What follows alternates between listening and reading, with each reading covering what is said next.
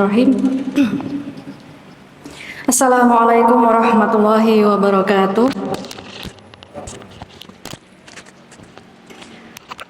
Alhamdulillahirabbil alamin.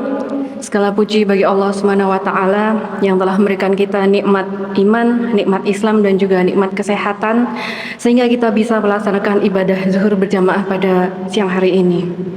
Salawat serta salam semoga senantiasa tercurah kepada junjungan kita Nabi Muhammad sallallahu alaihi wasallam beserta keluarga, sahabat dan seluruh pengikut beliau hingga akhir zaman.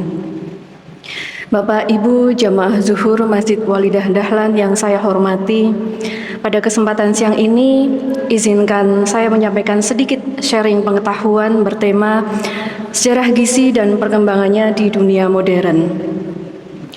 Perkembangan ilmu gizi dimulai sejak abad ke-18 yang juga mengikuti perkembangan ilmu kimia, biologi, dan juga fisiologi. Sejarah gizi dimulai dari era naturalis di mana seorang filsuf Yunani yang juga dikenal sebagai bapak kedokteran, Hippocrates, memiliki ide dan gagasan yang fenomenal dengan memberikan quote yang sangat terkenal, "Let your food be your medicine and your only medicine be your food." Makna dalam bahasa Indonesia adalah jadikan makanan sebagai obatmu dan obat sebagai makananmu. Meskipun tidak secara langsung mencetuskan ilmu gizi di masa itu, namun pemikirannya menjadi fondasi awal hubungan antara makanan dan juga kesehatan. Setelah Hippocrates, ilmu gizi berkembang secara bertahap. Di era analisa kimiawi, terdapat penemuan pertama kali tentang metabolisme makanan yang menjadi karbon dioksida, air, dan juga panas. Terdapat pula penemuan alat kalorimeter dan juga konsep hukum kekekalan energi yang dicetuskan oleh Anthony Laurent Lavoisier, yang mana juga dikenal sebagai bapak ilmu kimia. Beliau di kalangan ilmu gizi dikenal sebagai bapak ilmu gizi dunia. Di era biologi tahun 1900 hingga sekarang, banyak bermunculan penelitian evaluasi protein dan juga komposisi asam amino esensial pada tikus dan juga percobaan manusia. Di era tersebut juga mulai dibentuk organisasi di bawah Perserikatan Bangsa-Bangsa bernama Protein Advisory Group. Protein juga menjadi primadona dunia saat itu dengan penemuan kekurangan protein. Konsep vitamin juga ditemukan, termasuk salah satunya di Indonesia. Dikenal seorang ilmuwan kedokteran dari Belanda, Eichmann, di masa penjajahan Belanda turut bertugas di banyak daerah Indonesia seperti Semarang, Cilacap, dan juga Padang Sidempuan. Beliau adalah perintis penemuan vitamin, khususnya zat anti beri-beri atau vitamin B1 yang ada pada beras tumbuk. 1 tahun sebelum wafat, beliau menerima hadiah Nobel bersama Hopkins di bidang fisiologi kedokteran dan perintis penemuan vitamin. Kiprahnya juga sebagai seorang ilmuwan yang menjadi direktur pertama Laboratorium Kesehatan Lembaga Eichmann di Batavia saat itu dan masih berdiri hingga sekarang di kawasan Jakarta Timur. Selain Eichmann, dikenal pula sosok Purwo Soedarmo yang dikenal sebagai Bapak Gizi Indonesia. Beliau mengembangkan ilmu gizi sebagai bidang ilmu dan juga praktek kesehatan di Indonesia.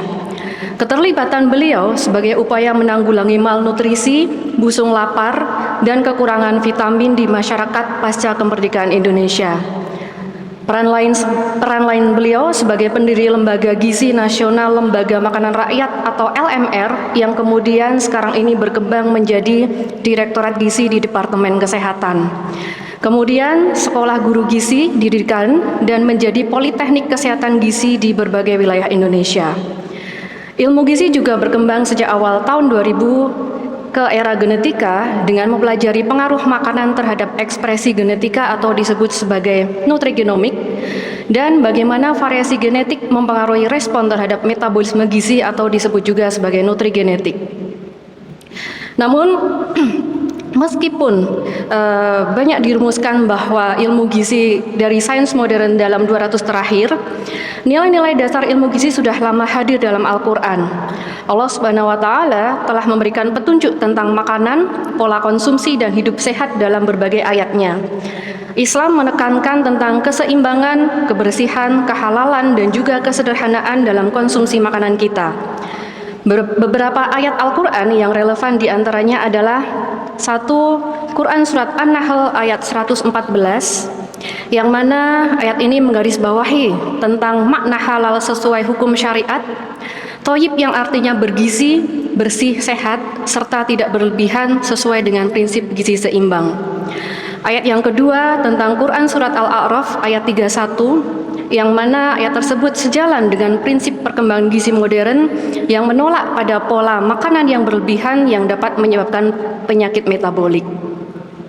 Ilmu gizi berkembang dari pengetahuan tradisional menjadi disiplin ilmiah yang terus berevolusi.